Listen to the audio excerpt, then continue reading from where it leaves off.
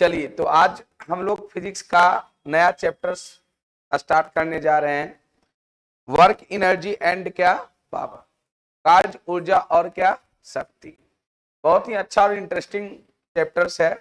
इसमें हम लोग पढ़ेंगे वर्क किसको कहते हैं, किसी वस्तु या पिंड द्वारा किया गया वर्क कब मैक्सिमम होगा, कब मिनिमम होगा, कब जीरो होगा, बात समझ रहे ना, कब निगेटिव होगा वर्क डन, ये सब की जानकारी लेंगे। इसके अलावा हम लोग एनर्जी के बारे में पढ़ेंगे, ऊर्जा क्या है, कितने प्रकार के टाइप्स ऑफ एनर्जी होती है।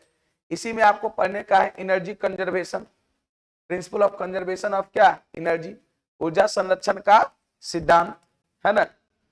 इसके अलावा इसमें हम लोग फिर पढ़ेंगे क्या पावर, क्या बाबू, पावर, शक्ति के बारे में। ये पूरा टॉपिक इसी है, वर्क, एनर्जी एंड क्या पावर।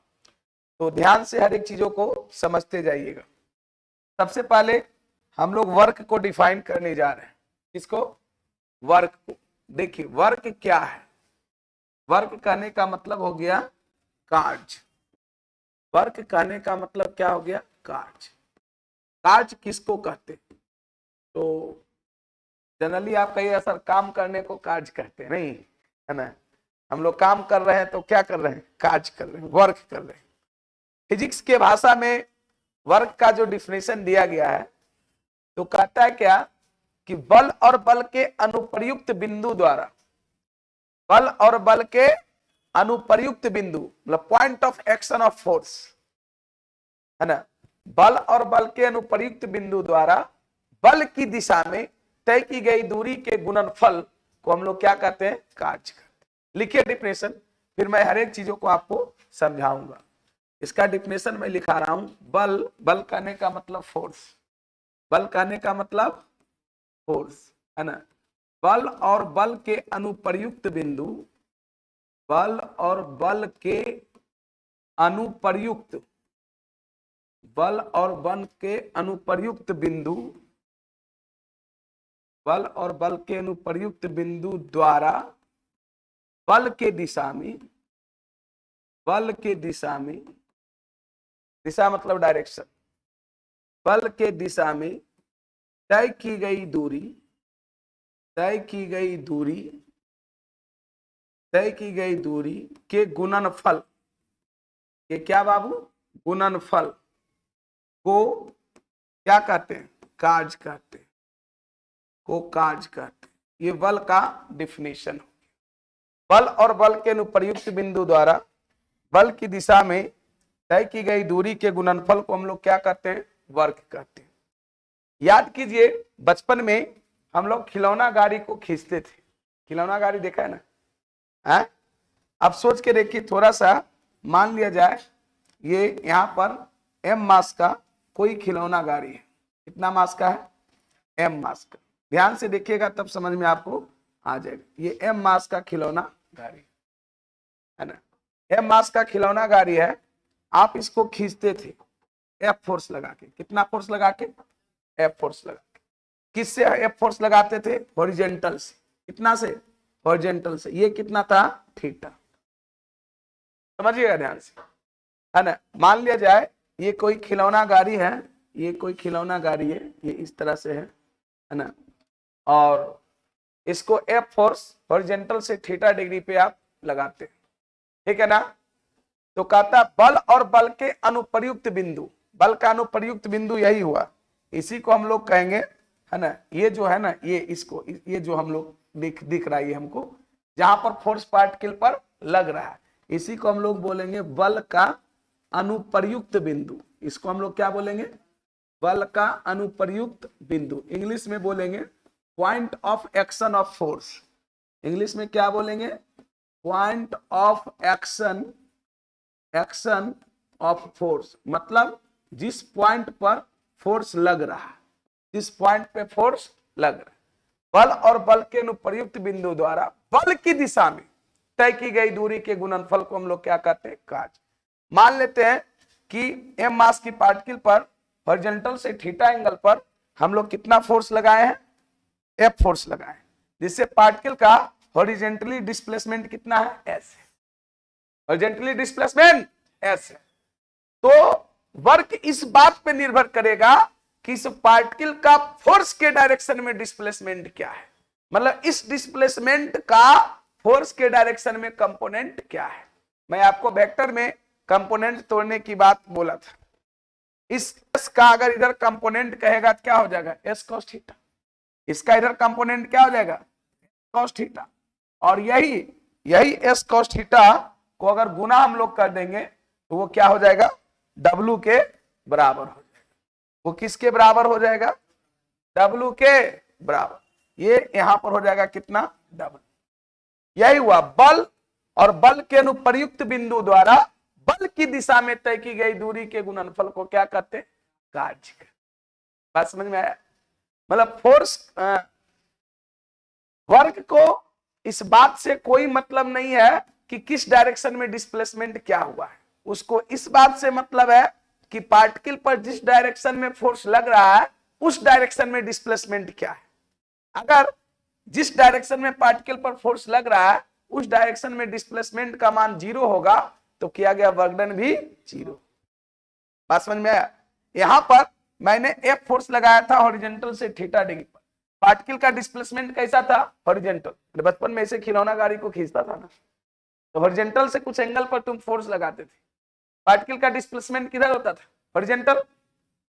तो हॉरिजॉन्टल डिस्प्लेसमेंट S माना है, तो बताइए फोर्स के डायरेक्शन में डिस्प्लेसमेंट कितना होगा, S cos थीटा। और इस वेक्टर का इधर कंपोनेंट S cos थीटा। बोले थे कि कोई भी वेक्टर का किसी भी डायरेक्शन में कंपोनेंट चाहिए, कंपोनेंट करने का मतलब घटक, तो वो वेक्टर का मैग्नीट्यूड और वो उस डायरेक्शन में जितना एंगल बना रहा है उसका cos थीटा। तो S का इस डिस्प्लेसमेंट का फोर्स के डायरेक्शन में कंपोनेंट क्या होगा, S cos थीटा। तो उसी के गुणनफल को हम लोग क्या कहेंगे, वर्क कहेंगे। या अब देखिए ये तो हुआ वही जो डिफिनेशन दिया रहता है। हम लोग ऐसे भी लिख सकते हैं कि work is also defined by the dot product of force and क्या, डिस्प्लेसमेंट। वर्क को और करके हम लोग यहाँ पे लिख सकते हैं, और करके इसके डिफिनेशन में हम लोग लिख सकते हैं, या अथवा और करके work is also defined, work is also defined, मतलब वर्क को और भी परिभाषित किया गया। Work is also defined by the dot product. कौन सा प्रोडक्ट, डॉट प्रोडक्ट। फिजिक्स में पढ़ा होगा डॉट प्रोडक्ट और क्रॉस प्रोडक्ट, है ना। बाय द डॉट प्रोडक्ट, या इसी को हम लोग स्केलर प्रोडक्ट कहते हैं, इसी का और दूसरा नाम स्केलर प्रोडक्ट, अदिश सदिश, अदिश गुणनफल, है ना। वर्क इज, है ना, also defined by the dot product of किसका, फोर्स, किसका बाबू, फोर्स, एंड किसका, डिस्प्लेसमेंट का, फोर्स एंड डिस्प्लेसमेंट। डिस्प्लेसमेंट कहने का मतलब है ना विस्थापन, मतलब क्या, S। किसका बाबू, S। इसी को हम लोग लिखते हैं डेट इज, अर्थात सुनो देखो कैसे हम लोग लिखाता है, W बराबर होता ही है F और डॉट कितना, S। यही है फोर्स और डिस्प्लेसमेंट का ये क्या है, डॉट प्रोडक्ट। और हम लोग वेक्टर में पढ़े थे A डॉट B बराबर AB cos थीटा, है ना, पढ़े थे ना। तो इसका वैल्यू क्या आ जाएगा, FS cos थीटा। तो आप वैसे समझो या ऐसे समझो, दोनों बात क्या है, बराबर है। W बराबर क्या आया, FS cos थीटा। W क्या है, फोर्स और डिस्प्लेसमेंट का क्या है, dot product. Force vector quantity, displacement vector quantity, लेकिन इन दोनों का डॉट प्रोडक्ट वर्क कैसी क्वांटिटी, स्केलर। क्योंकि ये डॉट प्रोडक्ट है, इसी को स्केलर प्रोडक्ट कहा जाता था। अदिश गुणनफल हिंदी में क्या बोलते थे, अथवा करके आप ये भी लिख सकते हैं कि कार्य को जो है ना, कार्य को बल और विस्थापन के अदिश गुणनफल के द्वारा भी परिभाषित किया गया। यही लिखे इंग्लिश में, work is also defined by the dot product या scalar product of force and क्या, डिस्प्लेसमेंट। W बराबर क्या, F डॉट S, मतलब FS cos थीटा। याद रहेगा, जल्दी लिखो, फिगर भी बनाएगा साइड में।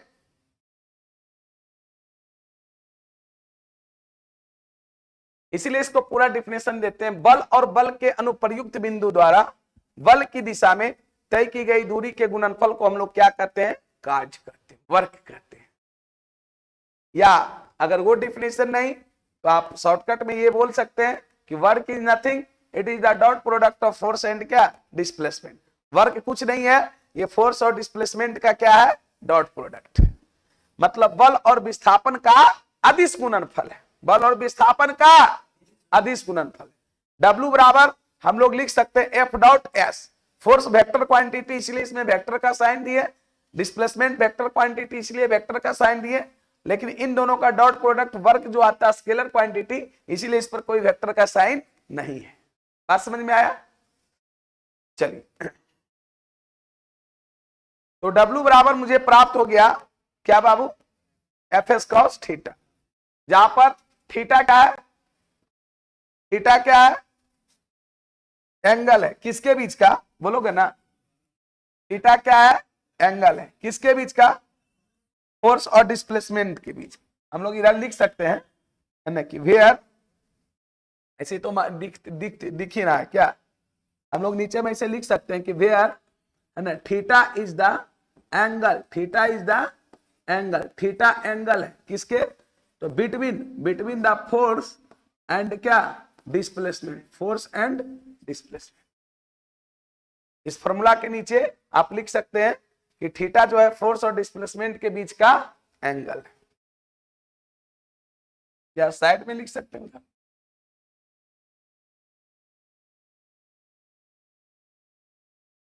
अब चलिए, जब मुझे ये प्राप्त हो गया W बराबर F S cos theta, B W मतलब बिटवीन हो जाता है, ठीक है ना।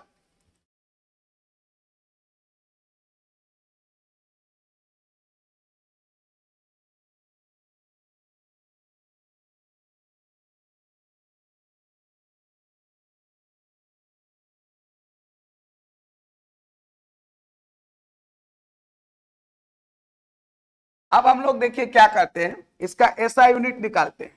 क्या निकालते हैं, एसआई यूनिट। देखिए निकालिए, अब इसका एसआई यूनिट, एसआई यूनिट कहेगा, एसआई यूनिट ऑफ किसका, वर्क का, कार्य का एसआई मात्रक।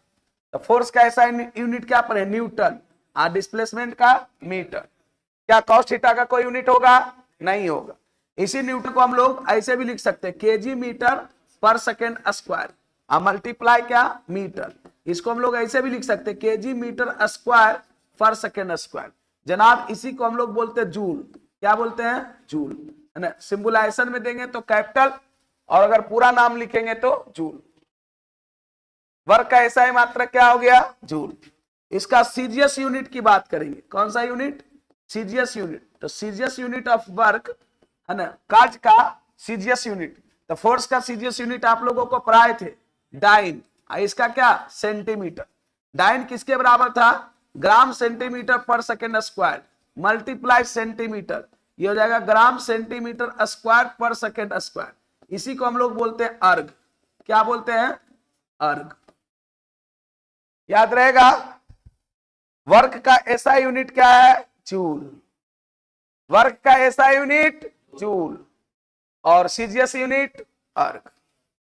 इसकी डायमेंशन की भी हम लोग बात करते हैं। डायमेंशन मतलब बीमा, डायमेंशन मतलब है ना, डायमेंशन ऑफ वर्क कहेगा है ना, कार्य की बीमा, कार्य की बीमा। तो बताओ फोर्स का डायमेंशन क्या होता है, MLT-2। फोर्स का डायमेंशन MLT-2, और एस का डायमेंशन क्या होगा, L।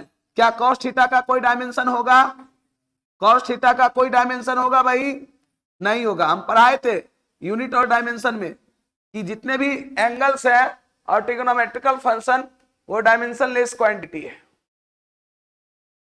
डायमेंशन मतलब बीमा, जिसको लिखना है लिख लेगा ब्रैकेट में, हिंदी नहीं जानता है तो। अगर आपसे कोई पूछेगा कि वर्क का SI unit joule, CGS unit अर्ग, 1 जूल कितना के बराबर, 1 केजी मीटर स्क्वायर पर सेकेंड स्क्वायर। कभी कभी पूछता है, आप देखे होंगे कभी कभी पूछता है 1 न्यूटन कितना के बराबर, 1 न्यूटन 1 केजी मीटर पर सेकेंड स्क्वायर। उसी के लिए कभी कभी पूछ सकता है कि 1 जूल कितना के बराबर, तो 1 केजी मीटर स्क्वायर पर सेकेंड स्क्वायर के बराबर। 1 अर्ग कितना के बराबर, तो 1 ग्राम सेंटीमीटर स्क्वायर पर सेकेंड स्क्वायर। क्योंकि ग्राम सेंटीमीटर स्क्वायर पर सेकेंड स्क्वायर को ही हम लोग क्या बोले थे, अर्ग। क्लियर। अब देखिए नोट करके कुछ कुछ पॉइंट। अच्छा, ये कैसी क्वांटिटी है? स्केलर क्वांटिटी, मतलब it is a scalar quantity, ये भी लिख सकते हैं। कहां भाग रहा है यार, तुम कहां भाग रहा है? ऊपर करें इसको। चलो हम लोग यहाँ पे लिख सकते हैं कि ये कैसी क्वांटिटी है, तो work is a scalar quantity. कैसी quantity? Scalar quantity. Scalar quantity मतलब अदिश राशि। हिंदी में इसको क्या बोलेंगे? अदिश राशि।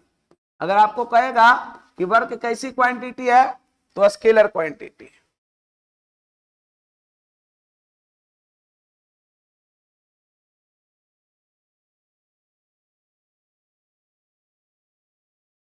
चलिए W बराबर क्या आया था मेरा? F S cos theta. ठीक है, यहां पर थीटा क्या है? फोर्स और डिस्प्लेसमेंट के बीच का एंगल। क्लियर? अब सोच के आप देखिए, वर्क जो है तीन चीजों का प्रोडक्ट है। एक फोर्स का, दूसरा डिस्प्लेसमेंट का, एस का, तीसरा क्या? कॉस्ट। इस तीनों में से कोई भी जीरो होगा तो किया गया वर्क डन क्या होगा? जीरो। अगर किसी पार्टिकल पर कोई फोर्स ही नहीं लगेगा तो क्या वर्क होगा? अगर किसी पार्टिकल में डिस्प्लेसमेंट का मान जीरो होगा तो भी वर्क का मान क्या होगा? जीरो होगा। कभी ऐसा भी हो सकता है कि पार्टिकल पर फोर्स भी लगे, डिस्प्लेसमेंट भी हो, बट उन दोनों के बीच का एंगल 90 डिग्री हो, तो कॉस 90 का वैल्यू क्या होता है? जीरो। तो भी वर्क डन क्या होगा? जीरो। तो हम लोग तीन कंडीशंस थोड़ा सा देखते हैं। ऊपर थोड़ा सा करते, रुकिए ऊपर करें इसको। देखिए नोट करके कुछ कुछ पॉइंट लिखिए। सबसे पहला पॉइंट हम लोग अभी पढ़े, क्योंकि W बराबर पढ़े क्या? F S cos theta.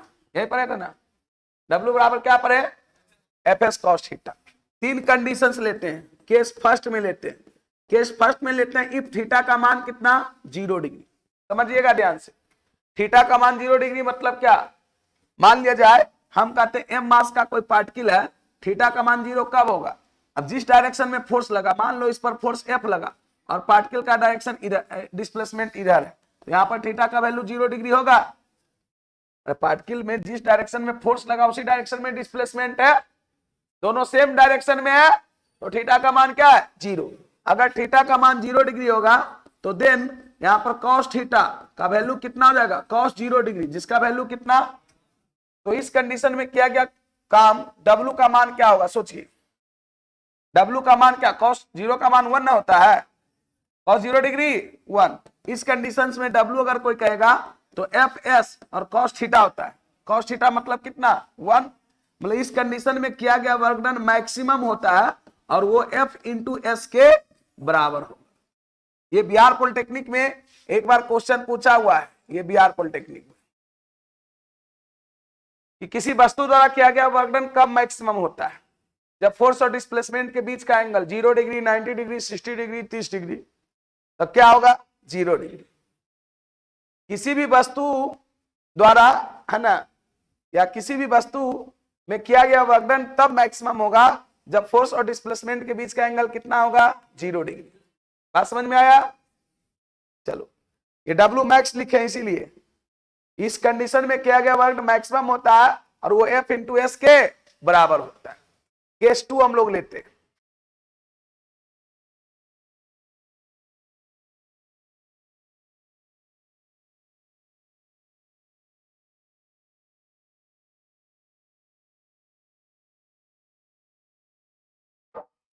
और जिस तरीका से फिगर बनाते हैं उसी तरीका से आप लोग भी बनाने का प्रयास कीजिए साइड में।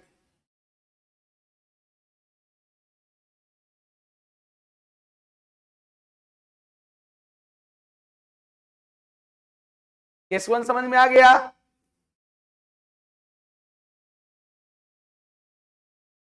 ऊपर करें इसको।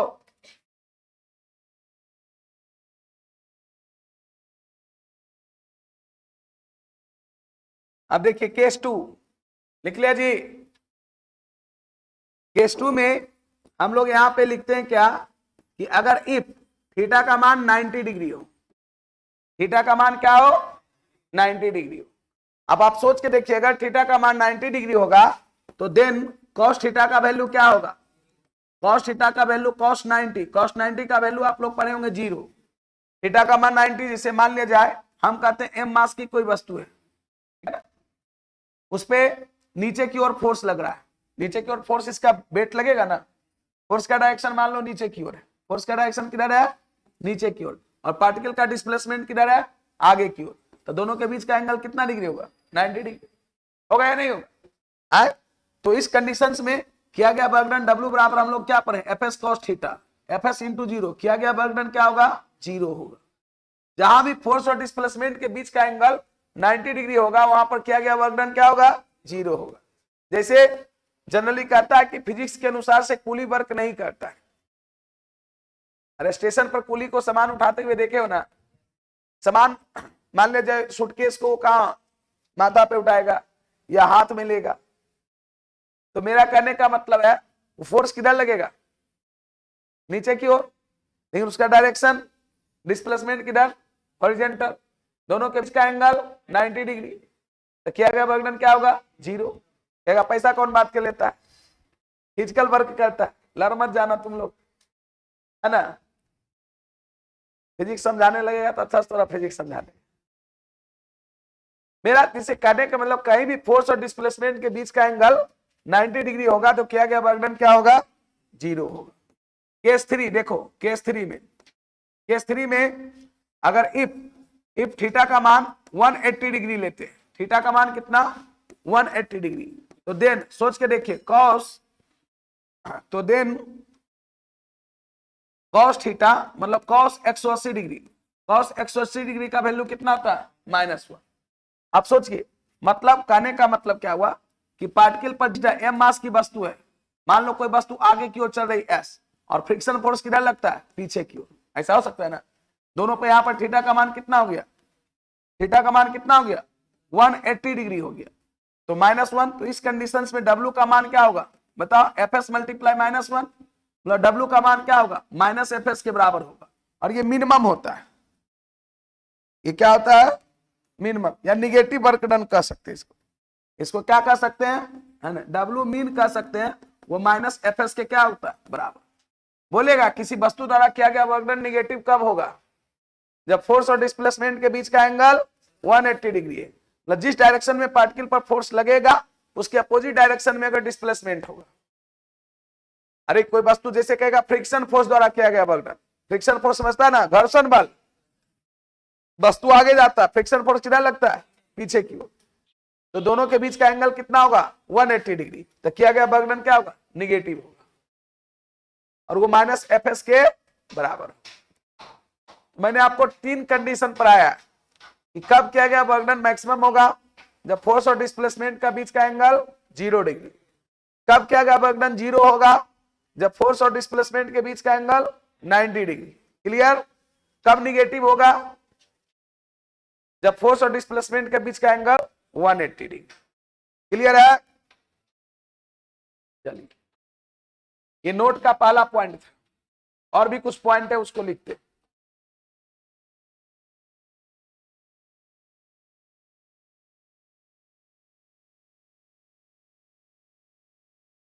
जो कंडीशन लिखाया जा रहा है उस पर ध्यान रखिएगा, क्लियर, ऊपर करें इसको, तीनों कंडीशन याद रहेगा ना भाई,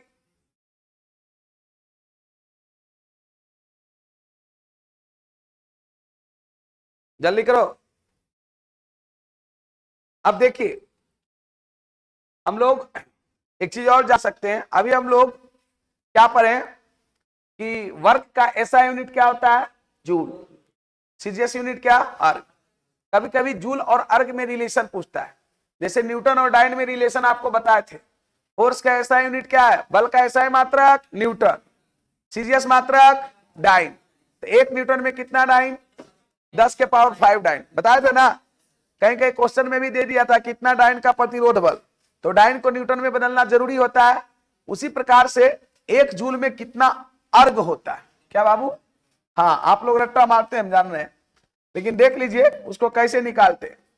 नोट का दूसरा पॉइंट देखिए, हम लोग 1 जूल की बात करें, क्या बाबू, 1 जूल।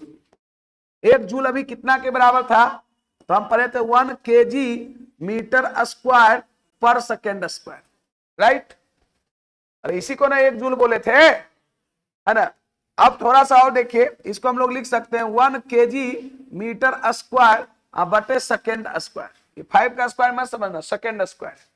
1 kg में आप लोग पढ़े होंगे 10 के पावर 3 ग्राम, और 1 मीटर स्क्वायर में 10 के पावर 4 सेंटीमीटर स्क्वायर। 1 मीटर में 100 सेंटीमीटर होता है, 10 के पावर 2, लेकिन 1 मीटर नहीं है, मीटर स्क्वायर है।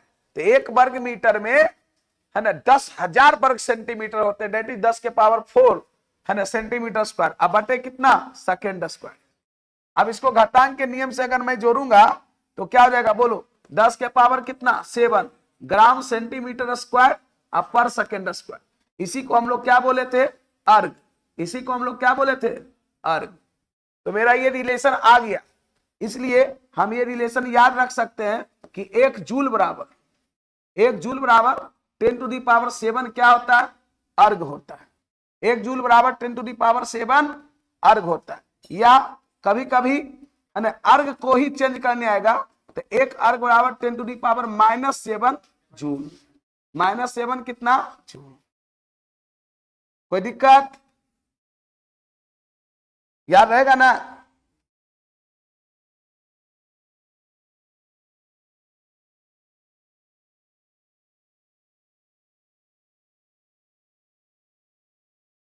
याद रखिएगा, 1 जूल में 10 टू दी पावर 7 अर्ग, या 1 अर्ग में 10 टू दी पावर -7 जूल। कहीं जूल को अर्ग में बदलना है तो 10 के पावर 7 से गुना करेंगे, और कहीं अर्ग को जूल में बदलना है तो 10 टू दी पावर -7 से।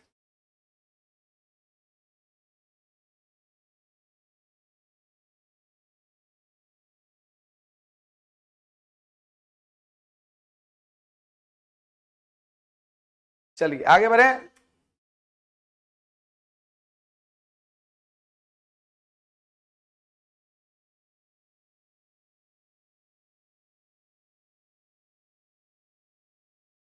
एक और मोस्ट इंपॉर्टेंट पॉइंट हम लोग अभी पढ़े, W बराबर क्या आया था, बोल नहीं रहा है, FS cos थीटा आया था ना भाई।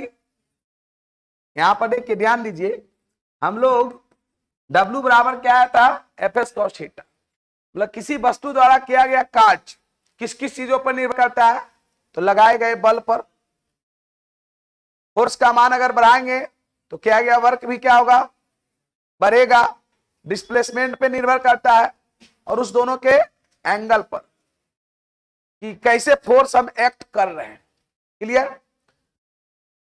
क्या किसी वस्तु द्वारा किया गया कार्य, किसी वस्तु या पिंड द्वारा किया गया कार्य समय पर निर्भर करता है, समय पर निर्भर करता है, नहीं करता। मोस्ट इंपॉर्टेंट पॉइंट, है ना। क्वेश्चन कैसे देगा, देखो एकदम ये लिखिए, किसी वस्तु या पिंड द्वारा, किसी वस्तु या पिंड द्वारा, पिंड मतलब पार्टिकल, द्वारा किया गया कार्य, किसी वस्तु या पिंड द्वारा किया गया कार्य, किसी वस्तु या पिंड द्वारा किया गया कार्य समय पर निर्भर, समय मतलब क्या हो गया, टाइम, है ना, समय पर निर्भर नहीं करता, समय पर निर्भर नहीं करता। अरे भाई, उसके एक्सप्रेशन में, वर्क के एक्सप्रेशन में कहीं टाइम आया है, नहीं ना आया है, तो समय पर यह निर्भर नहीं करता है।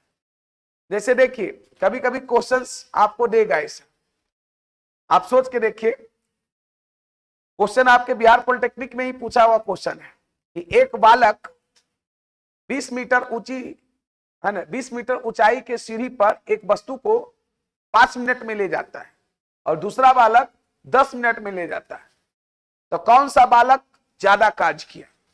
तो आमूनन बच्चे को लगता है, अच्छा पहला बालक 5 ही मिनट में लेके चल गया, और दूसरा बालक 10 मिनट में लेके गया, तो 5 मिनट में जो लेके गया ना, वो ज्यादा कार्य किया। ऐसा बात नहीं है, दोनों तो उस वस्तु को 20 मीटर की ऊंचाई तक ही ले गया ना।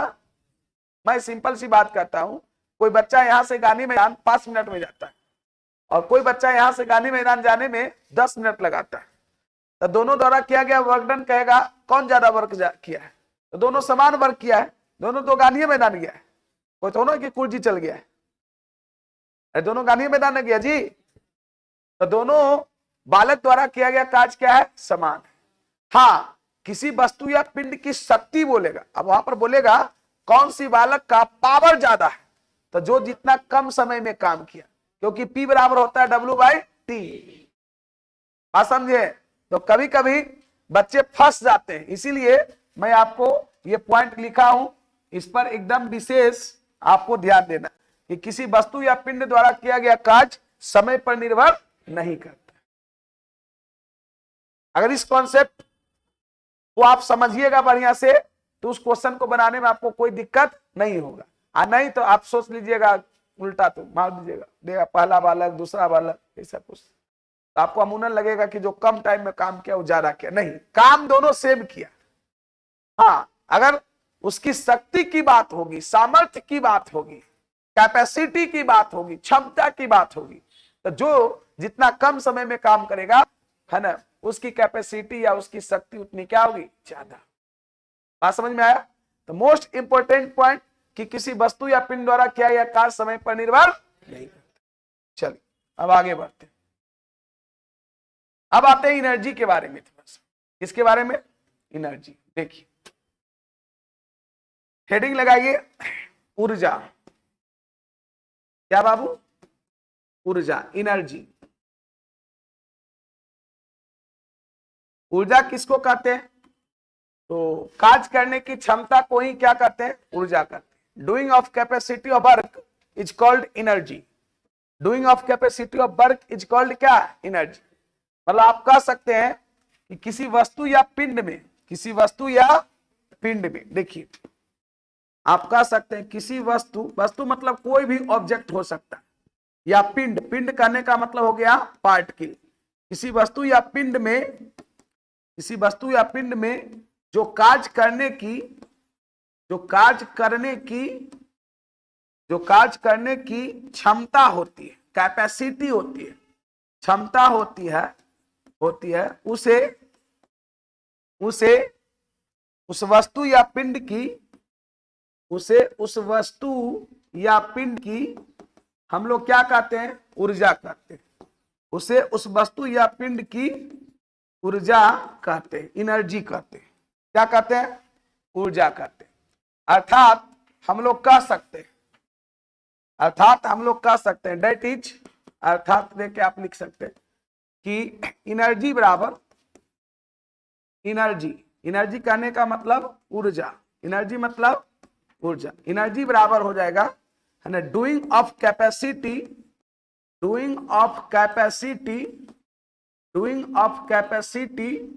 Of work, doing of capacity of work मतलब कार्य करने की क्षमता, कार्य करने की क्षमता, यही एनर्जी बराबर होता है ना। मतलब किसी भी ऑब्जेक्ट में जितना वर्क करने की कैपेसिटी होती है, वही उसका एनर्जी के रूप में होता है। जैसे मैं कहूं कि आप में अगर 100 जूल वर्क करने की कैपेसिटी है, तो आपकी एनर्जी कितना हो गया? 100 जूल। बात समझ में आया, है ना। Doing of capacity of work is called क्या? एनर्जी। अब सोच के आप देखिए कि एनर्जी कार्य करने की क्षमता है, तो एनर्जी का यूनिट और डायमेंशन वही होगा जो किसका होगा? वर्क का। जो वर्क का यूनिट और डायमेंशन हुआ था, वही होगा किसका? एनर्जी का। वही किसका होगा? एनर्जी का। मैं अगर यहां पर लिखूंगा SI unit, standard international unit, SI unit of energy, ध्यान दो, SI यूनिट ऑफ एनर्जी, तो ये SI यूनिट ऑफ वर्क के क्या होगा? बराबर होगा। SI यूनिट ऑफ वर्क के बराबर होगा, जो कि SI यूनिट वर्क का हम लोग क्या जानते हैं? क्या जानते हैं? जूल। SI यूनिट वर्क का क्या जानते हैं? जूल, है ना। पूरा ऐसे लिखते हैं या सिंबलाइजेशन में ऐसे। अगर डायमेंशन की बात करेगा, एंड डायमेंशन भी अगर करेगा, dimension of energy, dimension of energy मतलब ऊर्जा की बीमा, ऊर्जा की बीमा, ये डायमेंशन ऑफ वर्क के क्या होगा, बराबर होगा, डायमेंशन ऑफ वर्क के बराबर होगा। वर्क का डायमेंशन हम लोग पढ़े हैं कितना, M L square T minus two, M L square T minus two. मतलब जो ऊर्जा का, जो कार्य का यूनिट और डायमेंशन होगा वही किसका होगा, एनर्जी का। और जो एनर्जी का हो गया तो जितने भी प्रकार की एनर्जी है, चाहे वो काइनेटिक एनर्जी हो, पोटेंशियल एनर्जी हो, हीट एनर्जी हो, इलेक्ट्रिकल एनर्जी हो, मैकेनिकल एनर्जी हो, साउंड एनर्जी हो, अगर वो एनर्जी है तो उसका यूनिट और डायमेंशन सेम हो। ऐसा नहीं कि काइनेटिक एनर्जी का यूनिट डायमेंशन अलग होगा, पोटेंशियल एनर्जी का अलग होगा, इलेक्ट्रिकल एनर्जी का अलग होगा, हीट एनर्जी का अलग होगा, साउंड एनर्जी का अलग होगा, ऐसी बात नहीं है। अगर वो एनर्जी है तो उसका यूनिट और डायमेंशन सेम। और मजे की बात कि एनर्जी भी कैसी क्वांटिटी है, स्केलर क्वांटिटी है ना। एनर्जी कैसी क्वांटिटी है, स्केलर क्वांटिटी। नोट करके कह सकते हैं है ना, energy, energy is a scalar quantity, scalar quantity. मतलब हम लोग कह सकते हैं कि ऊर्जा, हम लोग कह सकते हैं क्या, ऊर्जा एक क्या है, अदिश राशि। ऊर्जा एक क्या है, अदिश राशि, स्केलर क्वांटिटी।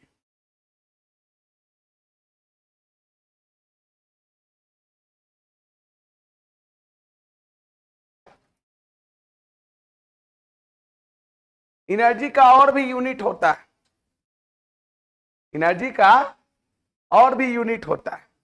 कौन कौन यूनिट होता है मैं उसकी चर्चा कर देता हूं। एनदर यूनिट जैसे कैलोरी आप पढ़े होंगे है ना, कैलोरी किसकी, ऊर्जा नहीं कहता, कोई वस्तु खाने पर इतना कैलोरी, वो भी एनर्जी का है। आप पढ़े होंगे किलोवाट घंटा है ना, ये भी एनर्जी का मात्रक है, ऊर्जा का मात्रक है। इलेक्ट्रॉन वोल्ट ये भी ऊर्जा का मात्रक है। एनर्जी का और भी यूनिट होता है, तो थोड़ा सा नोट करके लिख लो क्योंकि कभी कभी पूछता है।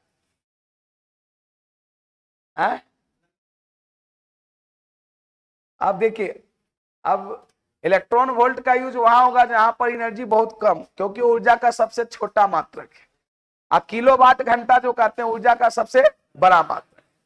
आप जो बिजली बिल देते हैं वो किलोवाट घंटा वाला एनर्जी से देते हैं। 1 किलोवाट घंटा 1 बीओटी यूनिट के बराबर होता है, बोर्ड ऑफ ट्रेड यूनिट। आगे चल के इलेक्ट्रिसिटी में हम इसको पढ़ेंगे पासवान में, लेकिन यहां भी थोड़ा सा लिख लीजिए, नोट करके हम लोग कह सकते हैं।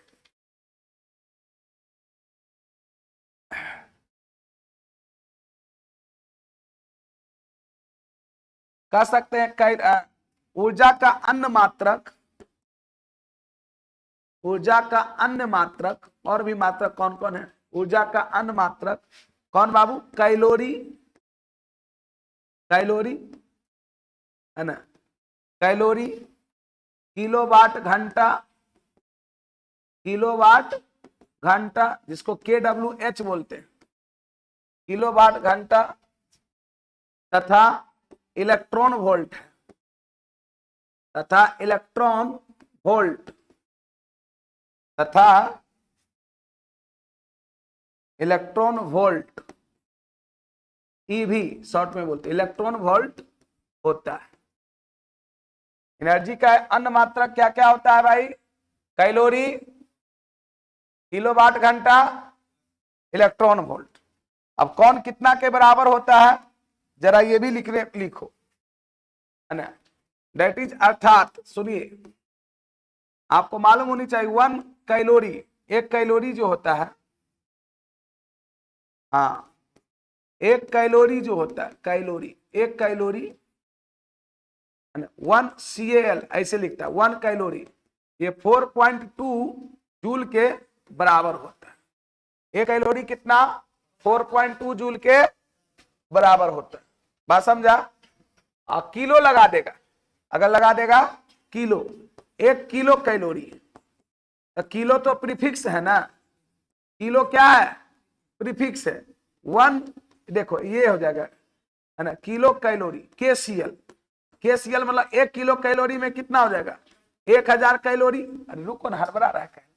किलो प्रीफिक्स है, किलो क्या है प्रीफिक्स है, बताए थे ना, किसी भी यूनिट के पहले लगता है तो उसके पावर को 10 के पावर 3 गुना बढ़ा देता है। तो किलो लग गया तो 1000 कैलोरी। अब 1 कैलोरी में आप लोग क्या पढ़े, 4 पॉइंट कितना 2 जूल।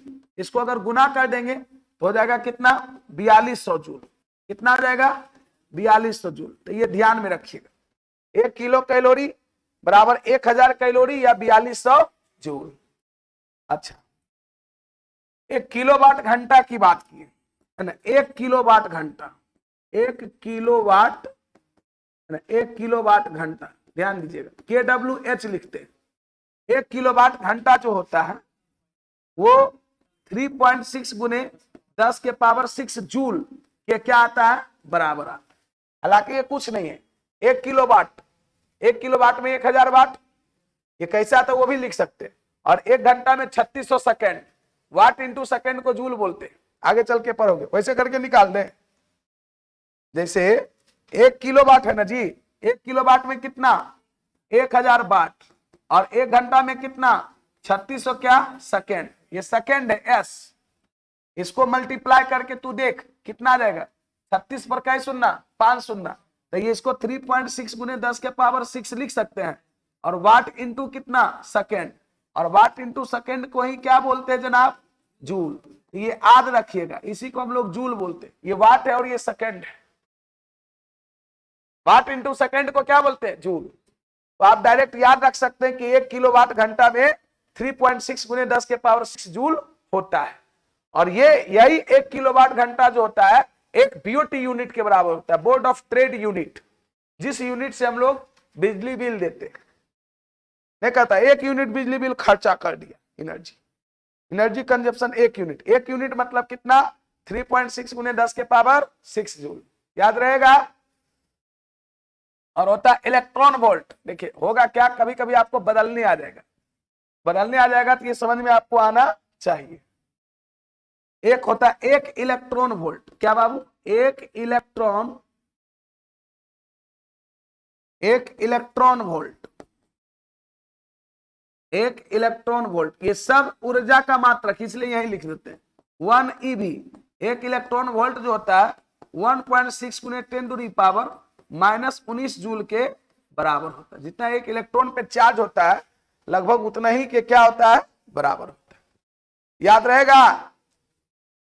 1 कैलोरी में 4.2 जूल, 1 किलो कैलोरी में 4200 जूल, 1 किलोवाट घंटा में 3.6 गुने 10 के पावर 6 जूल, और 1 इलेक्ट्रॉन वोल्ट 1.6 गुने 10 के पावर -19 जूल, निगेटिव। क्लियर। एक चीज और लिखेंगे हम लोग, लिखिए जल्दी।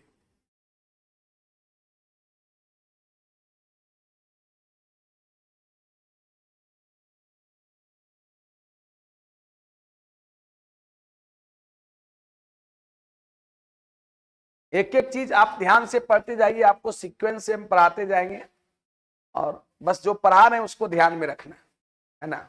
रेगुलर क्लास आइए, रिजल्ट पक्का होगा, है ना। रिजल्ट की गारंटी हम तभी लेंगे जब आप रेगुलर क्लास आइएगा और जो पढ़ाते हैं उसको ढंग से पढ़िएगा। ऐसा नहीं कुछ है कि अमरजीत सर के पास आ गए हैं तो पॉलिटेक्निक में रिजल्ट हो जाएगा। हम कोई भगवान नहीं है ना, हमारे पास कोई मैजिक स्टिक है कि एक बार इसे घुमा देंगे तो पास कर जाएगा, ऐसा तो कुछ है नहीं। तो आपको अंततोगत्वा मेहनत करना ही पड़ेगा। हम जैसे जैसे आपको पढ़ा रहे हैं उसके अकॉर्डिंग आपको पढ़ना है ना। चलिए एक पॉइंट और मैं लिख देता हूं यहां पर, ये जो किलोवाट घंटा देखे ना, ये ऊर्जा का सबसे बड़ा मात्रक है। कभी कभी देता है कि इनमें से कौन सा ऊर्जा का सबसे बड़ा मात्रक। नोट का कहना पॉइंट है, तीसरा होगा, मतलब आप लोग लिख सकते हैं क्या कि किलोवाट घंटा, किलोवाट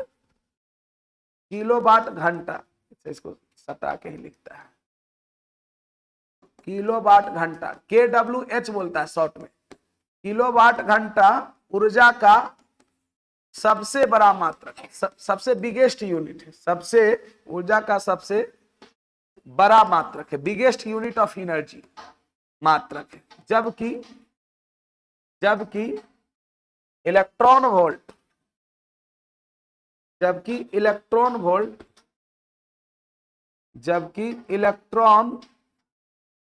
जबकि इलेक्ट्रॉन वोल्ट ईवी जिसको बोलते हैं, ऊर्जा का सबसे छोटा मात्रक। इलेक्ट्रॉन वोल्ट ऊर्जा का सबसे छोटा मात्रक, ये ध्यान रखिएगा। किलोवाट घंटा ऊर्जा का सबसे बड़ा मात्रक, उससे बड़ा कोई यूनिट एनर्जी का नहीं है। और इलेक्ट्रॉन वोल्ट ऊर्जा का सबसे छोटा मात्रक, याद रहेगा ना। 1 किलोवाट घंटा 3.6 × 10⁻6 जूल के बराबर, और 1 इलेक्ट्रॉन वोल्ट 1.6 × 10⁻−19 जूल के बराबर। चलिए अब हम लोग पढ़ते हैं काइनेटिक एनर्जी के बारे में।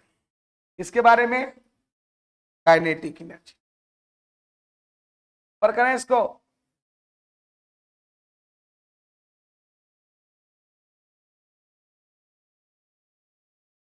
जो भी पॉइंट नोट का लिखा रहे उस पर विशेष ध्यान देना है। चलिए लिखिए, गतिज ऊर्जा, गतिज ऊर्जा मतलब काइनेटिक एनर्जी। हम लोग एनर्जी का भी डिफिनेशन क्या पढ़े थे? हाँ, किसी वस्तु या पिंड में जो कार्य करने की क्षमता होती है उसे उस वस्तु या पिंड की क्या कहते हैं? ऊर्जा कहते हैं। अब यहां पर हम लोग क्या लिखेंगे काइनेटिक एनर्जी में कि किसी वस्तु या पिंड में उसकी गति के कारण, इसके कारण, गति के कारण, ड्यू टू मोशन जो कार्य करने की क्षमता होती है उसे उस वस्तु या पिंड की क्या कहते हैं? गतिज ऊर्जा कहते हैं। मतलब doing of capacity of work of any object due to motion is called क्या? Kinetic energy. इज कॉल्ड क्या? मतलब हम लोग लिखिए किसी वस्तु या पिंड में, किसी वस्तु या पिंड में गति के कारण, किसी वस्तु या पिंड में गति के कारण जो कार्य करने की क्षमता होती है, जो कार्य करने की क्षमता होती है, कैपेसिटी होती है, क्षमता होती है, उसे उस वस्तु या पिंड की गतिज ऊर्जा कहते हैं। क्या कहते हैं? गतिज ऊर्जा। शॉर्ट में बोलेंगे काइनेटिक एनर्जी, गतिज ऊर्जा कहते हैं, क्या ना कहते हैं।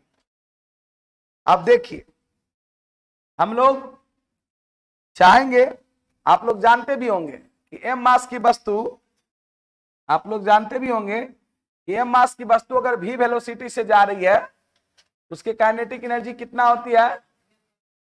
हाफ mv², या mv²/2। सही बोला, ये तो रट्टा मारे हुए हैं आप, लेकिन इसको हम प्रूफ करके भी निकाल सकते हैं, इसको प्रूफ करके भी निकाल सकते हैं। मान लेते हैं कि m मास की कोई वस्तु है, ध्यान देना, कितना है बाबू? m मास की कोई वस्तु है, उसकी इनिशियल वेलोसिटी कितना है? v। इनिशियल वेलोसिटी क्या? v। इनिशियल वेलोसिटी भी है ना, u का मान v मानिए, चाहे v लिखिए, काम चल जाएगा, है ना। v वेलोसिटी से चल रही, और मैं ये मानता हूं कि कुछ समय के बाद ये वस्तु, m मास की वस्तु है ना, इसकी वेलोसिटी यहां पर 0 हो गया। क्या हो गया? 0। कितना दूरी तय करके? s दूरी तय करके। इतना कार्य किया। अरे कोई वस्तु में आप मोशन देकर इसे ग्राउंड पर छोड़ दो, तो क्या होगा? वो वस्तु कुछ दूर जाके रुक जाएगी। क्यों रुकता है? फ्रिक्शन फोर्स के कारण। क्यों रुकता है? फ्रिक्शन फोर्स के कारण। हम मान लेते हैं कि माना कि m द्रव्यमान m द्रव्यमान की एक वस्तु, m द्रव्यमान की एक वस्तु है ना v वेग से, माना कि m द्रव्यमान की एक वस्तु है ना v वेग से क्या है, गतिशील है, v वेग से क्या है, गतिशील है। क्लियर, मान ली। तथा वह s दूरी तय करके, तथा वह कितना s दूरी, s दूरी तय करके क्या होती है, रुक जाती है। क्या होती है, रुक जाती है। अब इस वस्तु द्वारा किया गया कार्य निकालते हैं। इस वस्तु द्वारा किया गया जो कार्य होगा वही इसकी काइनेटिक एनर्जी होगी। कार्य निकालने के लिए हमको क्या क्या चाहिए, फोर्स का मान चाहिए, डिस्प्लेसमेंट चाहिए s और थीटा चाहिए। अच्छा ये बताओ, ये वस्तु रुक क्यों गई होगी, फ्रिक्शन फोर्स के कारण। फोर्स किधर लग रहा होगा, पीछे की ओर। कितना फोर्स लग रहा होगा ये निकाल सकते हैं। फोर्स निकालने के लिए हम लोग क्या करेंगे बोलो, हाँ मास। तो पहले तुरंत निकालेंगे, तुरंत निकालेंगे। हम लोग एक फॉर्मूला पर है, क्योंकि v स्क्वायर बराबर u square plus 2as। Time यहां पर नहीं है, s दूरी तय करके, तो a बराबर कितना हो जाएगा। अच्छा a से पहले हम लोग v का वैल्यू 0 हो रहा है ना, v का फाइनल ये इनिशियल वेलोसिटी का काम करेगा। इनिशियल के जगह पर u के जगह पर v दे, u के जगह पर v दे, आप प्लस कितना 2as, इससे आपको a निकल जाएगा। a बराबर कितना गया, माइनस v स्क्वायर बटे 2s।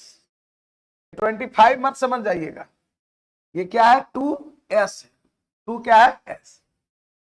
रिटार्डेशन दर निकल गया, रिटार्डेशन दर निकल गया तो हम लोग अब फोर्स निकाल सकते हैं। F बराबर क्या होता है ma, ये तो m है, a का वैल्यू कितना माइनस v स्क्वायर बटे 2s। 25 नहीं समझना, बार बार कर रहे हैं। ये कितना हो जाएगा, माइनस mv स्क्वायर बटे कितना 2s। f का मान निकल गया, तब तो w भी निकाल सकते हैं, क्योंकि w बराबर क्या होता है fs cos थीटा। f का वैल्यू कितना माइनस mv स्क्वायर बटे कितना 2s मल्टीप्लाई s, और cos का थीटा का मान कितना 180 डिग्री। क्यों 180 डिग्री, क्योंकि इसका डिस्प्लेसमेंट किधर है, आगे की ओर, फोर्स पीछे की ओर। बाबू ये s से s कटा, ये 25 नहीं था, और cos 180 का वैल्यू -1। कितना ये रिजल्ट आ गया, सोच के देखो, आ गया, अरे आ गया भाई, ये आ गया माइनस mv स्क्वायर बटे 2 मल्टीप्लाई -1, मतलब क्या आ गया mv स्क्वायर बटे 2, उसी को बोलेंगे हाफ mv स्क्वायर। ये जो वर्क किया हुआ है ना काइनेटिक एनर्जी, तो देखो मैं प्रूव करके ला दिया कि अगर m मास की वस्तु v वेग से गति कर रही है तो उसकी काइनेटिक एनर्जी कितना होगी, हाफ mv स्क्वायर। नहीं होगा, उसकी काइनेटिक एनर्जी कितना होगी भाई, हाफ mv स्क्वायर। तो देखिए चाहते तो हम डायरेक्ट भी लिख सकते थे, लेकिन सोचे थोड़ा सा हम ड्राइव कर देते।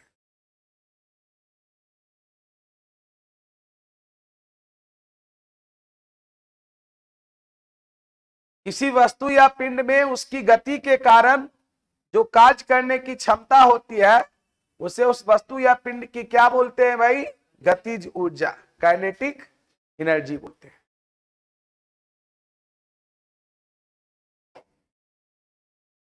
ऊपर करें इसको थोड़ा सा, है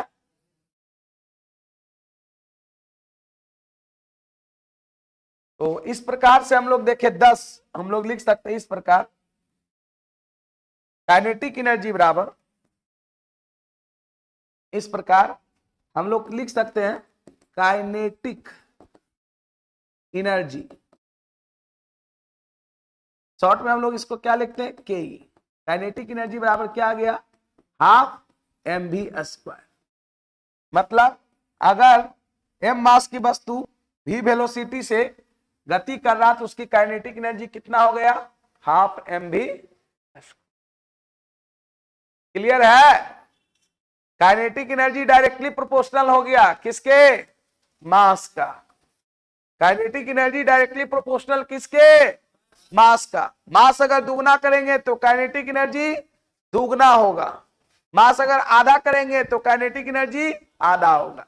लेकिन काइनेटिक एनर्जी डायरेक्टली प्रोपोर्शनल हुआ v के स्क्वायर का, वेलोसिटी के स्क्वायर का।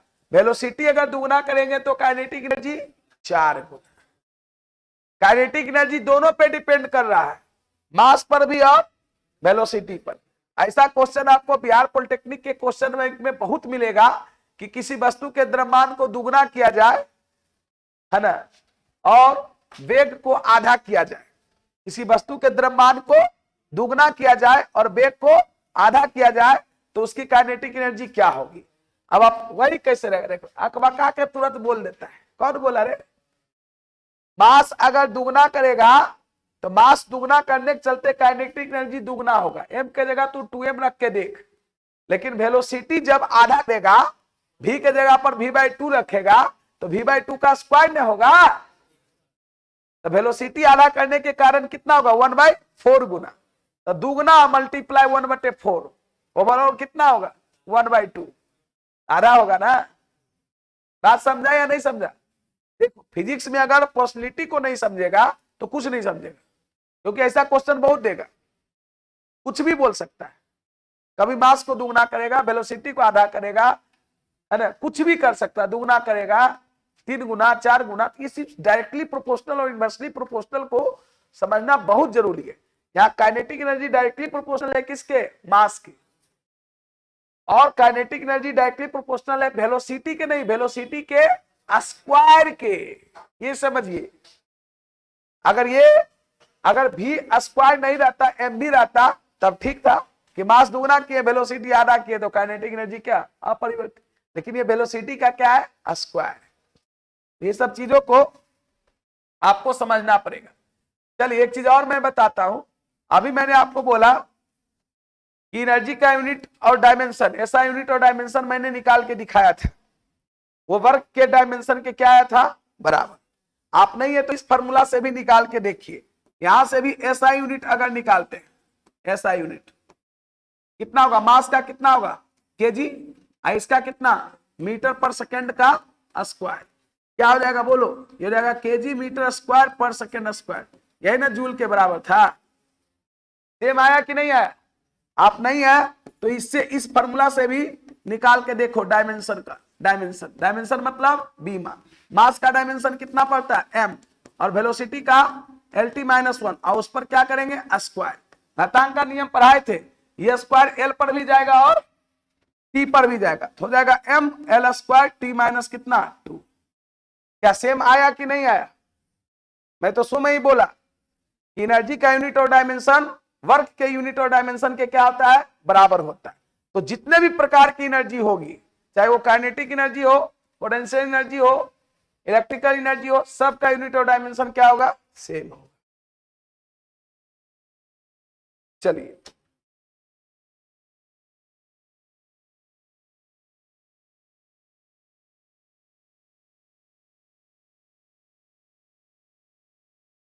काइनेटिक एनर्जी समझ गए ना।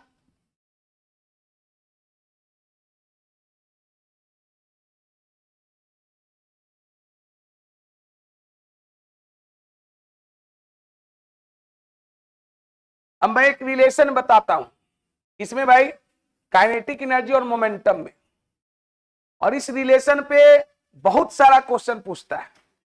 गतिज ऊर्जा और संवेग में संबंध लिखिए आगे। Relation between kinetic energy and momentum. Relation between kinetic energy and क्या, लिख लिया था ना, बोल नहीं रहा है, लिखो, हेडिंग लगाओ यहां पर, रिलेशन बिटवीन, BW मतलब between, relation between kinetic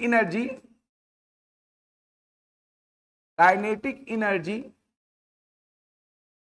relation between kinetic energy मतलब के E and momentum,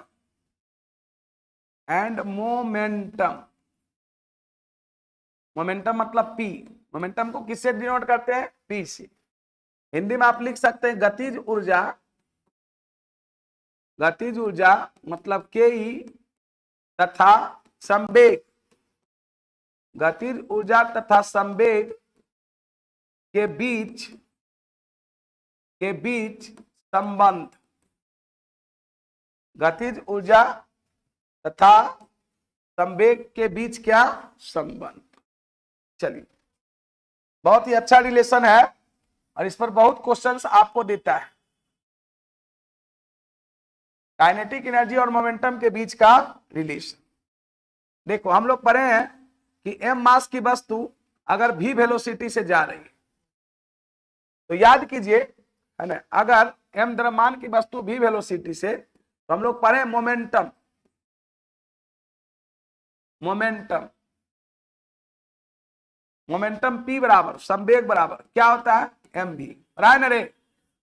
and kinetic energy बराबर, काइनेटिक एनर्जी मतलब गतिज ऊर्जा, काइनेटिक एनर्जी मतलब के ई बराबर क्या पड़ा है?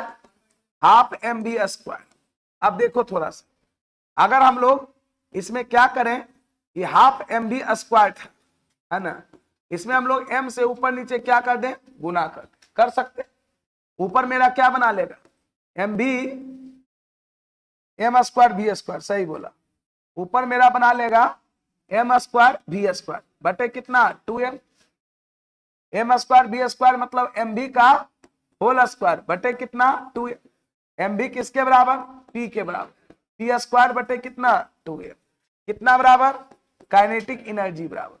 बहुत ही अच्छा एक रिलेशन आ गया। कितना बराबर? Kinetic energy. मतलब ये याद रखिएगा, काइनेटिक एनर्जी बराबर होता है पी स्क्वायर बटे कितना? 2m।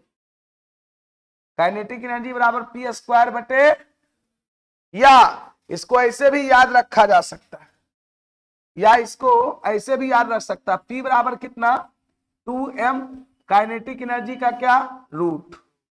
2m काइनेटिक एनर्जी का रूट। दोनों रिलेशन एक ही है, नहीं लिखा जाता है। काइनेटिक एनर्जी बराबर P स्क्वायर बटे 2m, या P बराबर 2m काइनेटिक एनर्जी का स्क्वायर रूट। अब सुनो, तो कौन अच्छा पेन, अगर मोमेंटम को दुगना करेंगे तो काइनेटिक एनर्जी कै गुना होगा? 4 गुना। लेकिन काइनेटिक एनर्जी को 4 गुना करेंगे तो मोमेंटम क्या होगा? दुगुना। 4 का रूट होगा, है ना। इस पर बहुत क्वेश्चन बिहार पॉलिटेक्निक में आपको मिलेगा, ये रिलेशन को भूलिएगा नहीं। काइनेटिक एनर्जी बराबर पी स्क्वायर बटे 2m, जल्दी लिख, या P बराबर 2m काइनेटिक एनर्जी का रूट।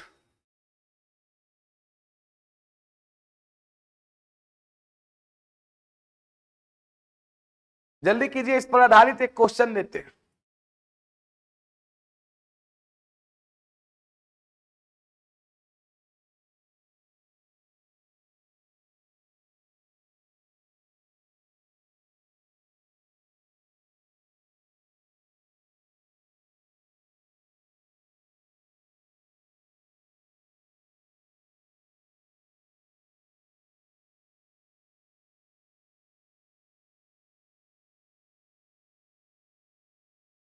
ऊपर करें इसको,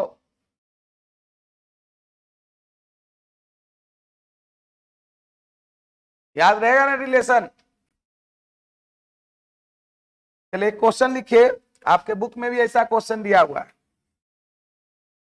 है अगर किसी वस्तु के संवेग में, अगर किसी वस्तु के संवेग में 10% की वृद्धि किया जाए तो उसकी गतिज ऊर्जा में,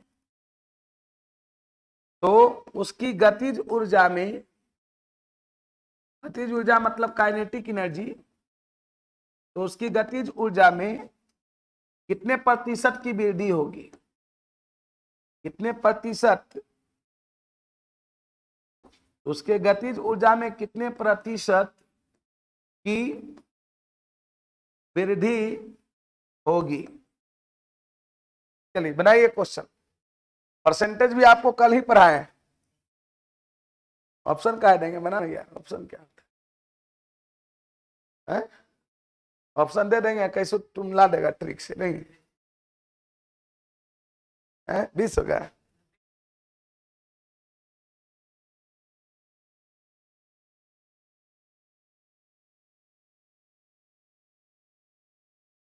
बीस में होगा। चलो देखो, आप जो कॉन्सेप्ट पढ़े हैं उस पर बात कीजिए। देखिए इसका सॉल्यूशन, कितने लोग इसको बना सकता है? अगर किसी वस्तु के संवेग में 10% की वृद्धि की जाए तो उसकी गतिज ऊर्जा में कितने प्रतिशत की वृद्धि होगी? हम मान लेते हैं कि माना कि वस्तु का प्रारंभिक संवेग, प्रारंभिक मतलब क्या होता है? इनिशियल। माना कि वस्तु का प्रारंभिक संवेग कितना है? p है। माना कि वस्तु का प्रारंभिक संवेग क्या है? p है। तो वस्तु की गतिज ऊर्जा क्या होगी? तो वस्तु की गतिज ऊर्जा क्या होगी? बोलो भाई, बोलिए नहीं रहा। वस्तु की गतिज ऊर्जा काइनेटिक एनर्जी क्या होगी? पी स्क्वायर बटे कितना? 2m। अभी ना पढ़े थे? अगर संवेग p है तो उसकी काइनेटिक एनर्जी क्या होगी? पी स्क्वायर बटे 2। अब क्या किया गया है? 10% की वृद्धि करने पर, किसमें? संवेग में 10% की वृद्धि करने पर वस्तु का संवेग निकाल सकते हैं। 10% की वृद्धि करने पर वस्तु का संवेग। अब इस संवेग को मैं P1 मान लेता हूं। क्या मान लेता हूं? P1। क्या हो जाएगा? P प्लस P का 10 बटे कितना? 100। 0 0 गया, 11 P बटे कितना हो जाएगा? 10। तो अब काइनेटिक एनर्जी क्या होगा? तो अब काइनेटिक एनर्जी, इसको मान लेते हैं Ke1। अब गतिज ऊर्जा, अब गतिज ऊर्जा क्या निकाल सकते हैं? कब? वृद्धि होने पर। अब काइनेटिक एनर्जी को Ke1 से डिनोट कर दिए तो कितना हो जाएगा? बताओ क्या पढ़े? पी स्क्वायर तो हो जाएगा P1 स्क्वायर अब बटे 2m। मास तो वही रहा है ना जी, P1 स्क्वायर बटे कितना? 2m। सही है? बोलो भाई, P1 का मान भरोगे? क्या भरोगे P1 का मान? हाँ 11p यहां पे भर दोगे। 11p बटे 10 का स्क्वायर अब बटे कितना? 2m। कितना हो जाएगा? 121 p स्क्वायर अब बटे 200m होगा। अब काइनेटिक एनर्जी में वृद्धि नहीं निकाल सकता है? निकालेगा वृद्धि? क्या निकालेगा? काइनेटिक एनर्जी में, इसलिए काइनेटिक एनर्जी के में वृद्धि क्या होता है? Final minus initial. फाइनल कितना है? 121 पी स्क्वायर बटे 200m माइनस पी स्क्वायर बटे 2m। आप इसको कैलकुलेशन कर लीजिए। इसको कैलकुलेशन करने के बाद मुझे लगता आ जाएगा 21 पी स्क्वायर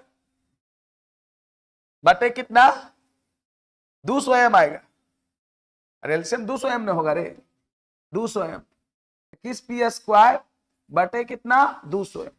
तो काइनेटिक एनर्जी में प्रतिशत वृद्धि कल ही पढ़ाए थे। वृद्धि गुने 100 मतलब 21 पी स्क्वायर बटे 200m अगुने 100 बटे पी स्क्वायर बटे 2m। प्रारंभिक वही ना है, पी स्क्वायर से पी स्क्वायर गया,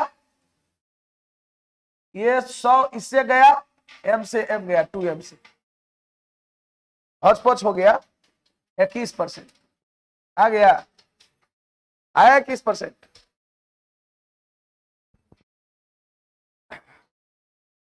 बात समझे? लिखिए, आपके अरिहंत बुक में भी क्वेश्चन दिया हुआ है। वहां पे कह रहा कि अगर किसी वस्तु के संवेग में 20% की वृद्धि किया जाए तब उसकी काइनेटिक एनर्जी में कितना % की वृद्धि होगी? क्वेश्चन लिख लिया था ना? अरे क्वेश्चन सब लोग लिखा था, नहीं लिखा था? क्या कर रहा था तुम? तो रहता है ट्रिक लगा रहे फिर हम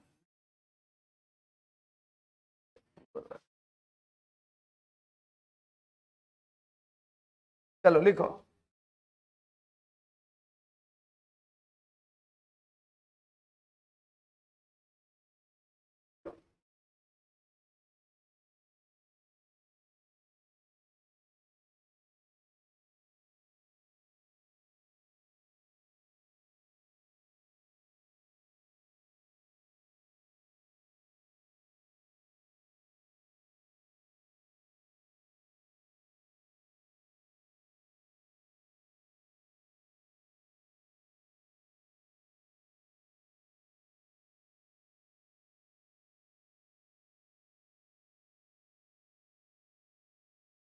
देखो ट्रिक उरिक कुछ नहीं होता, ये जहां भी कोई भी चीजें स्क्वायर के रूप में अगर वैरी करती है ना, स्क्वायर के रूप में, जैसे काइनेटिक एनर्जी बराबर पी स्क्वायर बटे 2m है, तो वृद्धि किसमें हुआ है? पी में। किसमें वृद्धि? पी में। तो काइनेटिक एनर्जी में वृद्धि की अगर बात करता है तो यहां पर सीधे हो जाता है क्या, यहां पर देखो सीधे ट्रिक जो ये लोग जो लगाता है वो ट्रिक, ये सीधे हो जाता है 100 प्लस एक्स बटे 100 का स्क्वायर। अरे नहीं 100 नहीं होता है, रुकिए बता रहे, ये जो होता है, अरे कुछ नहीं करता, ये लास्ट स्टेप करता है जो हम लोग ये करते हैं ना, p प्लस पी बटे 10/100, तो ये सीधे यहाँ पे कर देगा, है ना। ऐसे भी लिख सकता है 1 प्लस ये जो वृद्धि है x बटे कितना 10 का सीधे कर देगा कितना स्क्वायर, क्या कर देगा स्क्वायर, और उसमें से ये तो लगता है उसमें, हाँ उसमें घटा देगा कितना 100 या 10 घटाएगा, क्या घटाएगा, ये तो वृद्धि आएगा ना, कुछ ऐसी करके वो लोग ट्रिक लगा देता है। अरे रुको, वही बात हुआ ना, तो बात देखिए, इसको भी 1 प्लस यहाँ पे 10 बटे है ना 100 करता है, शायद बना लेगा कुछ ट्रिक ही सब बना लेता है, स्क्वायर माइनस 100 कर देता है, इसको करेगा कितना होगा 0 0 कटेगा 10%, 11/10 121/100 माइनस कितना 100, नहीं तो और नीचे करना पड़ेगा। यही सब कुछ कुछ ट्रिक बना देता है, ये सब में वैलिड करता है। सब में कहने का मतलब ये ट्रिक आपको वहां भी वैलिड करेगा कि अगर वर्ग की भुजा को है ना 10% बढ़ा दिया जाए तो क्षेत्रफल में कैसे वृद्धि होगा, तो चूंकि वहां भी क्षेत्रफल जो होता है ए बराबर, वहां भी क्षेत्रफल जो होता है ए जो होता है वो ए स्क्वायर होता है ना, तो ये कैसे वैरी कर रहा है स्क्वायर के रूप में, तो जहां भी एक क्वांटिटी स्क्वायर के रूप में डायरेक्टली वैरी करेगा वहां पर वो सब ट्रिक लागू होगा। बात समझ गए ना, लेकिन उतना सब लोग समझेगा तब ना, नहीं देखे थे कल परसेंटेज में मैं चीज पढ़ा रहा था, तो एक ही ट्रिक आपका खपत वाला में भी लागू हो रहा था और एक अमाउंट 20 से अधिक है उसमें भी लागू हो रहा था। तो जहां भी एक क्वांटिटी, चूंकि यहां भी काइनेटिक एनर्जी जो है वो डायरेक्टली प्रोपोर्शनल है पी स्क्वायर बटे 2m, ये डायरेक्टली प्रोपोर्शनल हो गया ना, जहां भी एक क्वांटिटी डायरेक्टली प्रोपोर्शनल है उसके स्क्वायर का, वहां पर वो ट्रिक वैरी कर देता है ये लोग, और कोई बात नहीं है। लेकिन फंडामेंटल जो कॉन्सेप्ट है उस पर ध्यान रखिए तो ज्यादा अच्छा रहेगा, नहीं तो फिर गड़बड़ा जाएगी।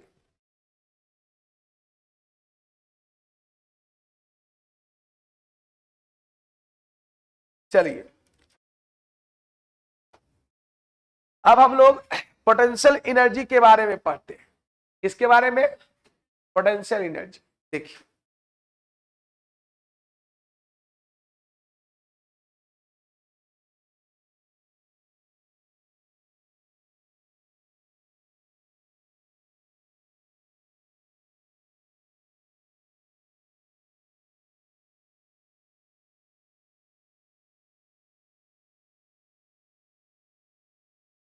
काट दिया था ना सब,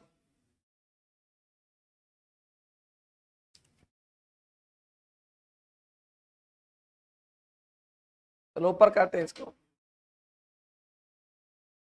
काइनेटिक एनर्जी पढ़ लिया ना, रिलेशन याद रहेगा ना। चलिए अब पोटेंशियल एनर्जी क्या है देखिए, बोलते स्थितिज ऊर्जा, क्या बाबू, स्थितिज ऊर्जा,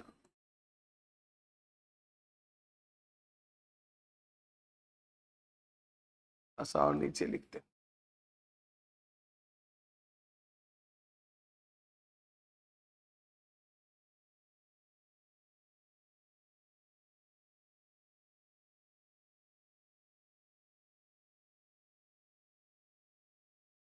स्थितिज ऊर्जा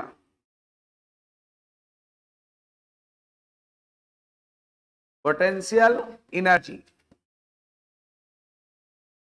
स्थितिज ऊर्जा मतलब पोटेंशियल एनर्जी। देखिए पोटेंशियल एनर्जी क्या होता है, पढ़े होंगे आप लोग। किसी भी वस्तु में उसकी विशेष स्थिति या आकृति के कारण, उसकी पार्टिकुलर पोजीशन या कॉन्फ़िगरेशन के कारण जो कार्य करने की क्षमता होती है, उसे उस वस्तु की क्या बोलते हैं, स्थितिज ऊर्जा।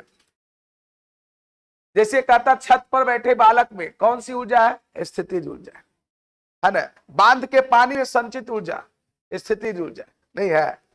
जैसे बांध को तोड़िएगा तो किस में बदलता है, काइनेटिक एनर्जी, हरा प्रवाह होता है ना भाई। तो ये सब क्या है, स्थितिज ऊर्जा। मतलब किसी भी वस्तु या पिंड की उसकी विशेष स्थिति, पार्टिकुलर पोजीशन या आकृति के कारण, कॉन्फ़िगरेशन के कारण जो कार्य करने की क्षमता होती है, उसे उस वस्तु या पिंड की क्या कहते हैं, स्थितिज ऊर्जा। लिखिए लिखिए पहले डिफिनेशन।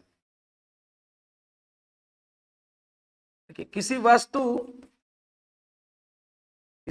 या पिंड की, किसी वस्तु या पिंड की, किसी वस्तु या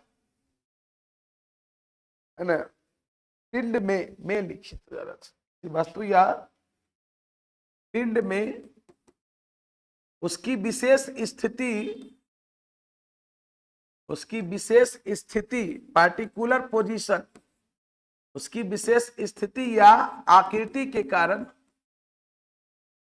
उसके विशेष स्थिति या आकृति के कारण, पार्टिकुलर पोजीशन या कॉन्फ़िगरेशन, आकृति के कारण जो कार्य करने की क्षमता होती है, जो कार्य करने की क्षमता होती है, उसे उस वस्तु या पिंड की, उस वस्तु या पिंड की स्थितिज ऊर्जा कहते हैं। उसे उस वस्तु या पिंड की क्या कहते हैं, स्थितिज ऊर्जा का। एक चीज मैं आपको बताना चाहूंगा कि स्थितिज ऊर्जा जो होता है किसी फ्रेम के रिस्पेक्ट में होता है।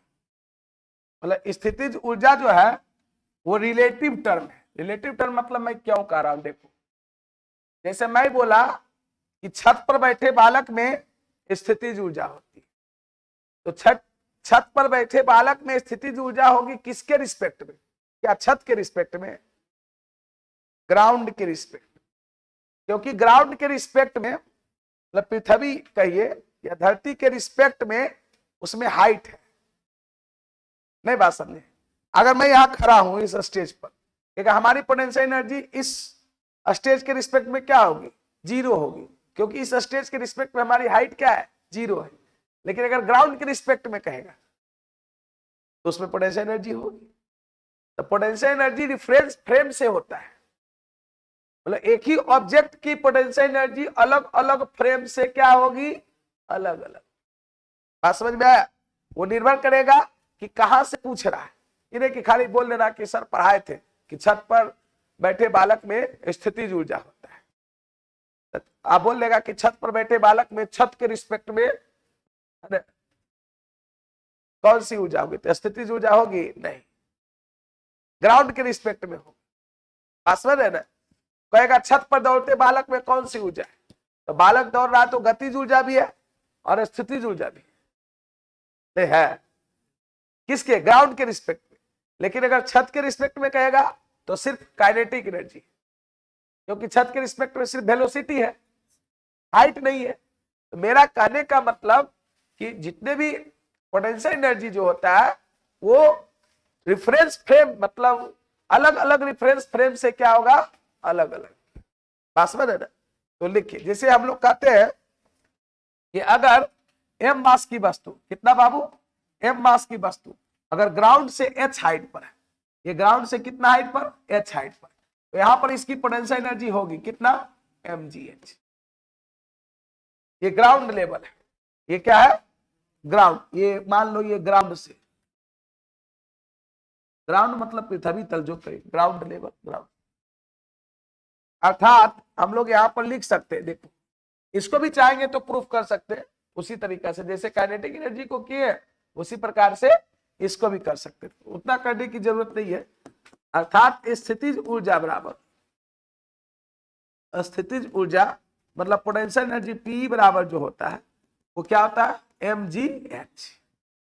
स्थितिज ऊर्जा बराबर क्या होता है, mgh। m मास है, h हाइट है और g क्या है, एक्सेलरेशन ड्यू टू ग्रेविटी। हम लोग सब चीज लिख सकते हैं यहां पर वेयर, m क्या है, mass of the object, mass of the object, object मतलब वस्तु है ना, मतलब वस्तु का द्रव्यमान, वस्तु का द्रव्यमान, ठीक है। जी क्या है, acceleration due to gravity, acceleration due to gravity. Hindi में क्या बोलते हैं, हिंदी में क्या बोलते हैं, गुरुत्वीय त्वरण, क्या बोलते हैं, हाँ गुरुत्वीय त्वरण, एक्सेलरेशन ड्यू टू ग्रेविटी।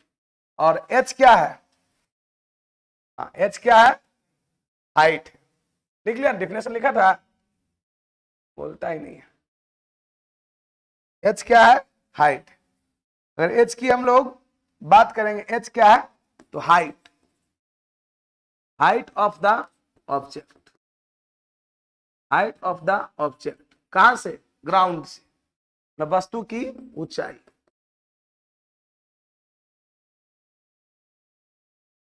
वस्तु की, m मास की वस्तु अगर ग्राउंड लेवल से h ऊंचाई पर है तो उसकी पोटेंशियल एनर्जी क्या होगी, mgh। इसका भी यूनिट और डायमेंशन निकालेगा, सेम निकलेगा, है ना, निकालने की जरूरत नहीं है, आप निकाल के इसे देख लो।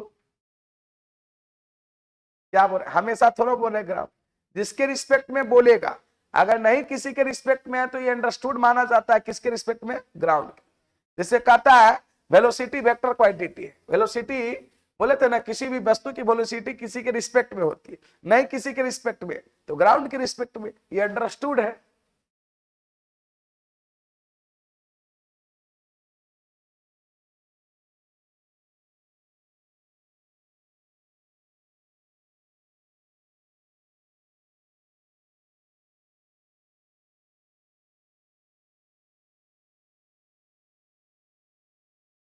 एक देखिए स्प्रिंग की पोटेंशियल एनर्जी होती है, स्प्रिंग की स्थिति ऊर्जा पढ़े आप लोग, क्या होता है, हाफ के x square. Spring force F बराबर के एक्स पढ़े होंगे, थोड़ा सा जान लीजिए क्योंकि उस पर भी एक क्वेश्चन अरिहंत बुक में दिया है, और मैं अगर आपको नहीं बताऊंगा तो फिर वो क्वेश्चन आपसे नहीं बनेगा।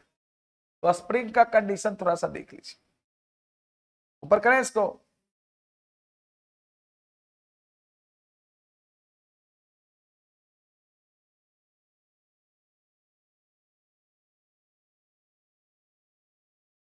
देखिए स्प्रिंग का कंडीशंस क्या होता है, थोड़ा सा स्प्रिंग आप देखे होंगे इस प्रकार से ऐसा रहता है,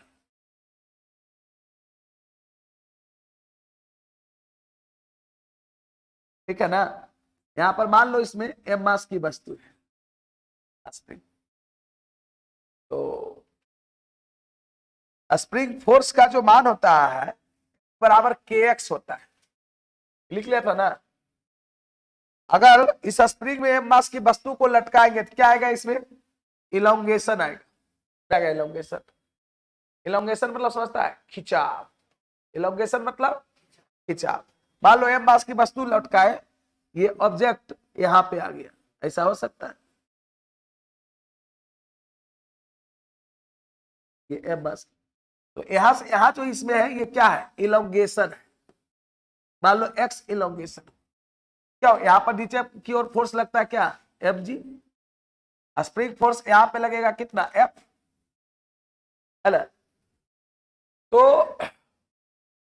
अब ये कह रहे स्प्रिंग फोर्स बराबर जो होता है, याद रखिएगा पहले स्प्रिंग फोर्स, इसको भी एफ ही से डिनोट करते हैं, ऐसा कुछ नहीं, क्या होता है के एक्स होता है, ऐसे डायरेक्शन माइनस के एक्स भी लोग देते हैं, है ना, वो अलग चीज है। आप मैग्नीट्यूड से यार स्प्रिंग फोर्स एफ बराबर कितना आता है के एक्स, है ना।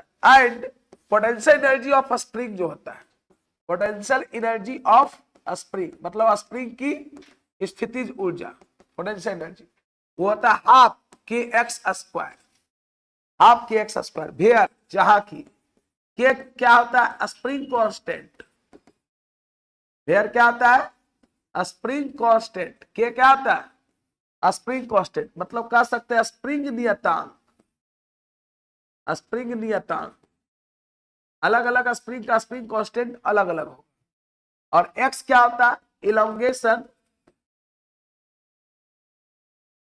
इलोंगेशन या कंप्रेशन, इलोंगेशन या कंप्रेशन, मतलब कह सकते हैं खिंचाव या तनाव, ये खिंचाव या दबाव,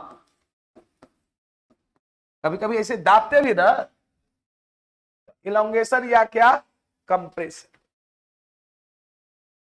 इस पर बिहार पॉलिटेक्निक में एक क्वेश्चन दिया है, लाओ बुक लाओ करवाते हैं, इतना अगर जान गया तो उस क्वेश्चन को कर लेगा। इतना ही अगर नहीं बताते कि स्प्रिंग फोर्स एफ बराबर के एक्स होता है और स्प्रिंग की पोटेंशियल एनर्जी हाफ के एक्स स्क्वायर होता है, ये क्वेश्चन आप नहीं बना पाते। देखिए आपके बुक में 18 नंबर क्वेश्चन दिया है, लिख लीजिए क्वेश्चन करवाते।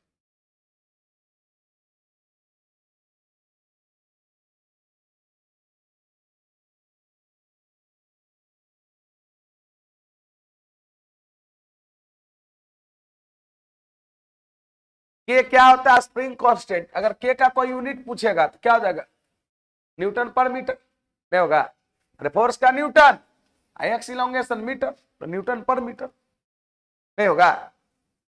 देखिए एक क्वेश्चन मैं आपको देता हूं, ऊपर करें इसको, बोल नहीं रहा है तुम लोग, देखा जी लिखते हैं, लिखिए, चलिए क्वेश्चन देखिए क्या है,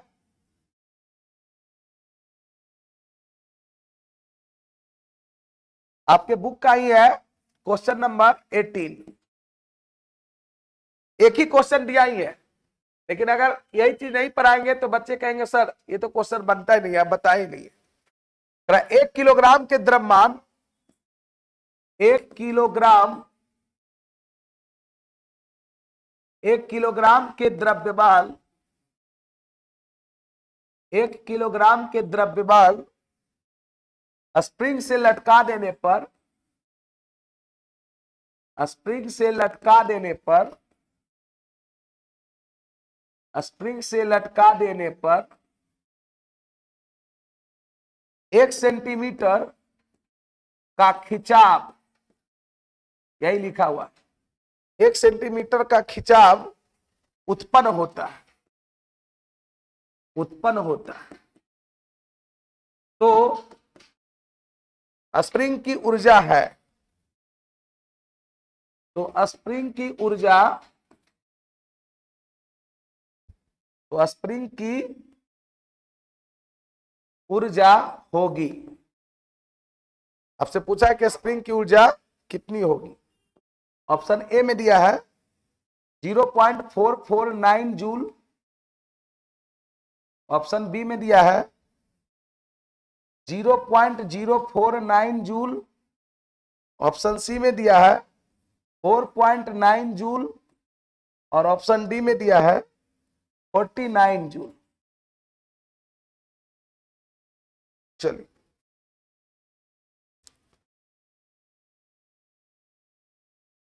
बताइए क्वेश्चन बनेगा आप लोगों से,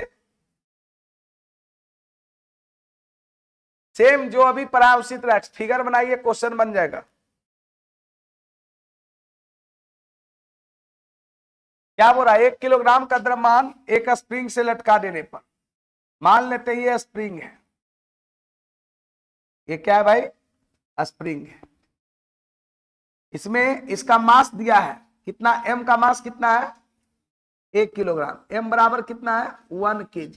लटका दिया, लटकाएगा इसमें इलोंगेशन आया है 1 सेंटीमीटर का खिंचाव आया है, चलिए वो भी दिया हुआ। ये ऊपर क्या लगेगा, एफ लगेगा, फोर्स लगेगा, स्प्रिंग फोर्स। नीचे क्या लगेगा, इसका वेट जो कि mg के बराबर लगेगा, और mg मतलब m का मान कितना है 1g, और इलोंगेशन कितना है ये भी दिया हुआ है, इलोंगेशन यहाँ पे दिया हुआ है। यहाँ पे देखिए स्प्रिंग, पहले तो चूंकि ये F बराबर कितना होगा mg होगा, या ऐसे लिखो पहले, स्प्रिंग फोर्स बराबर क्या पढ़े हो बताओ, स्प्रिंग फोर्स जो आप पढ़े हो F बराबर वो कितना पढ़े हो kx, इस F का मान तो mg के बराबर हो जाएगा, होगा भाई, इस F का मान mg के बराबर, बराबर कितना kx, मान भरो, m का मान 1, g का मान 9.8, ये निकालना है। x का मान दिया हुआ है कितना 1 सेंटीमीटर। यहां पर जो इलोंगेशन आया है, मान लो ये यहां पर आया जो होगा, ये यहां पर आया, ये इलोंगेशन x का वैल्यू 1 सेंटीमीटर दे ले, मतलब 1/100 क्या हो गया मीटर, मीटर में बदलोगे ना तो 1/100 क्या हो जाएगा मीटर। क्या इससे k का वैल्यू निकलेगा, कितना निकल के है 980 न्यूटन पर मीटर, k का वैल्यू निकला भाई, बोलिए मेरा, k का वैल्यू निकल गया, k का वैल्यू निकल गया तो स्प्रिंग की ऊर्जा पूछ रहा है, तो इसलिए potential energy of spring, potential energy of spring क्या पढ़ा है अभी हाफ kx स्क्वायर, यही पढ़ा है ना, ये हो जाएगा हाफ, k का वैल्यू कितना 980, x स्क्वायर मतलब कितना 1/100 का स्क्वायर, सही है। इसको काटिएगा कितना हो जाएगा 490, मल्टीप्लाई 1/21 4 शून्य, तो 1 शून्य तो कटा, बाकी बच गया, तो 0.049, करेक्ट आंसर इज कितना बी। दोनों फॉर्मूला यूज हुआ इसमें, हुआ कि नहीं हुआ, एक ही क्वेश्चन दिया ही है पूरे में।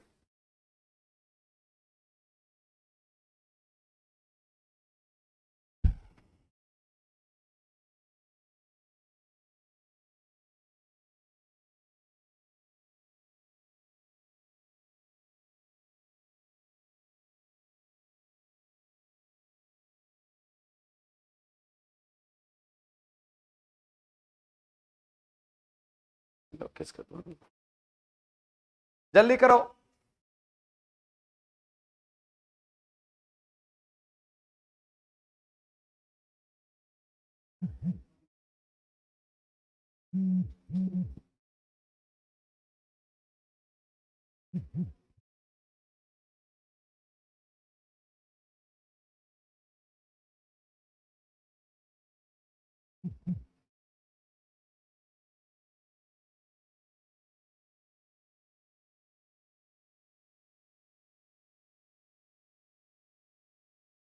हो गया। थोड़ा सा देखिए यांत्रिक ऊर्जा किसको कहते हैं, मैकेनिकल एनर्जी, क्या बाबू, बस थोड़ा सा और है, मैकेनिकल एनर्जी जानता हो, हाँ, किसी वस्तु या पिंड के गतिज ऊर्जा और स्थितिज ऊर्जा के योग को, है ना, उस वस्तु या पिंड की क्या बोलते हैं यांत्रिक ऊर्जा का, बस थोड़ा सा लिखना है, ज्यादा नहीं, लिख लीजिए थोड़ा सा बस। Energy, principal of conservation of energy अगले क्लास पढ़ाएंगे, ऊर्जा संरक्षण का सिद्धांत। यांत्रिक ऊर्जा, थक जाता है हमारा बच्चा पढ़ते पढ़ते, नहीं भाई, मैकेनिकल, मैकेनिकल एनर्जी,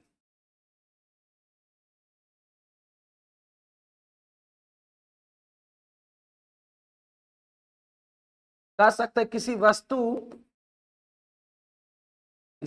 या पिंड के गतिज ऊर्जा या स्थितिज ऊर्जा, पहले लिखिए,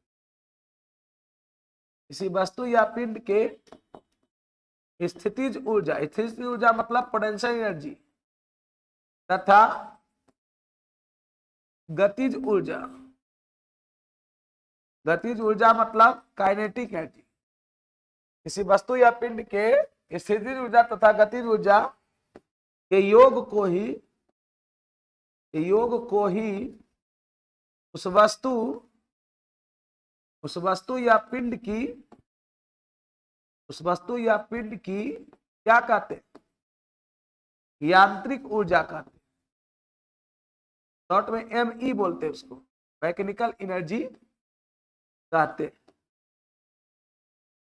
है ना। उसी को क्या बोलते हैं, यांत्रिक ऊर्जा कहते हैं, मैकेनिकल एनर्जी।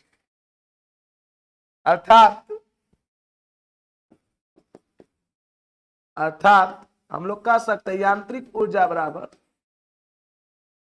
यांत्रिक ऊर्जा मैकेनिकल एनर्जी बराबर स्थितिज ऊर्जा, स्थितिज ऊर्जा मतलब पोटेंशियल एनर्जी प्लस गतिज ऊर्जा मतलब काइनेटिक एनर्जी।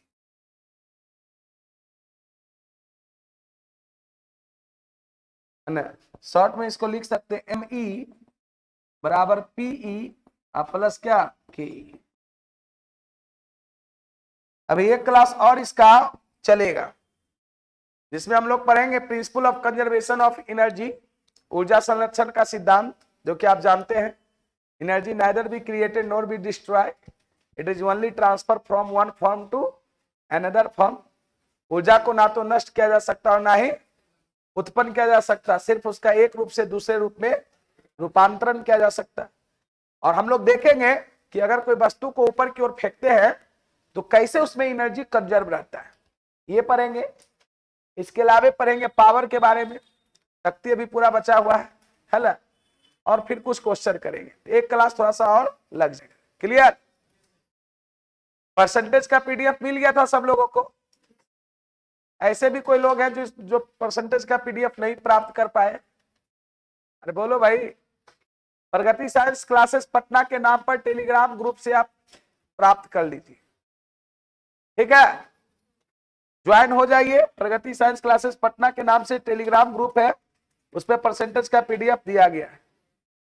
अरे रुको, हड़बड़ाओ नहीं। अभी कल जो आपका होगा केमिस्ट्री में हम लोग पढ़ेंगे, क्या पढ़ेंगे? केमिस्ट्री है, फिजिक्स के बाद केमिस्ट्री है ना, है।